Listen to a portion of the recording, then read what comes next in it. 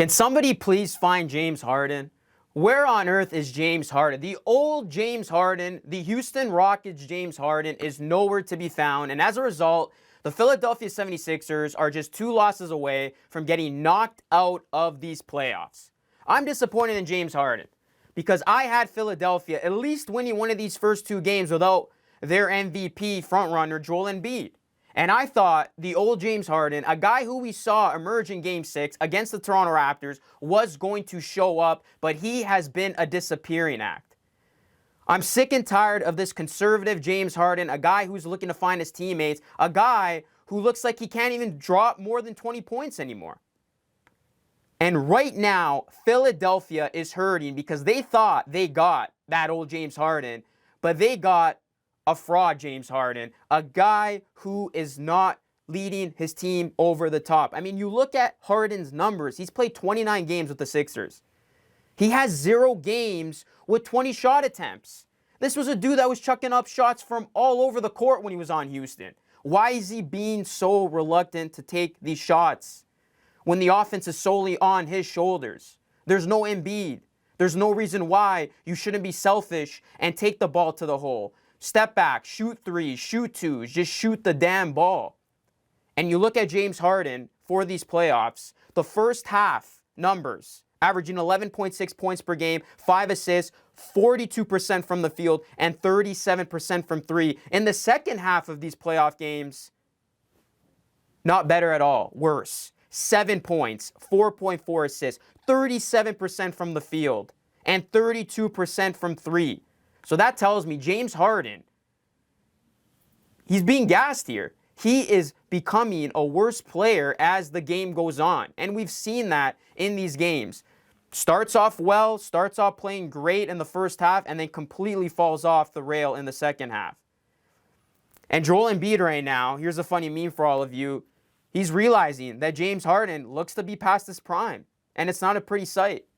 And Skip Bayless, who's no stranger to criticizing players, big-time players, said this. Right now, Tyrese Maxey looks more of a max player than the guy wearing the James Harden jersey. Everybody's trying to figure out who this fraud is that we're seeing of James Harden and where the James Harden is who used to drop 60 points. I miss this James Harden. Look at this stat line against the Magic when he was a member of the Rockets. 60 points, 10 rebounds, 11 assists. Philadelphia 76ers fans are crying because they know that James Harden is not coming back, as it appears. So it is a downright disappointment for the Sixers, for James Harden, that this is becoming his fate.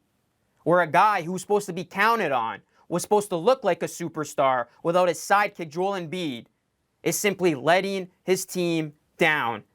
And he does in fact look like a guy whose best days are behind him. Let's now talk about Ben Simmons, because I did want to revisit this trade. I think it's a perfect time to revisit this trade. So on the same day, James Harden plays horribly against the Miami Heat, in which he shot 6 of 15 from the field and 1 of 5 from 3 for only 20 points. And I say only 20 points because, again, look at what Harden was capable of doing in the past. Ben Simmons will undergo surgery on his back on Thursday. This was reported by Shams.